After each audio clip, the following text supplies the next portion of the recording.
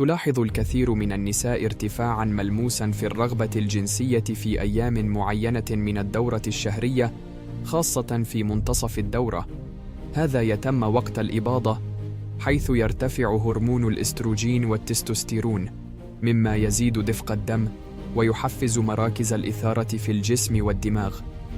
وما لا يعرفه الكثيرون أن هذه الزيادة في الرغبة هي آلية تطورية طبيعية صممت لزيادة فرص الإنجاب، حيث يكون الجسم في أعلى حالات الجاهزية.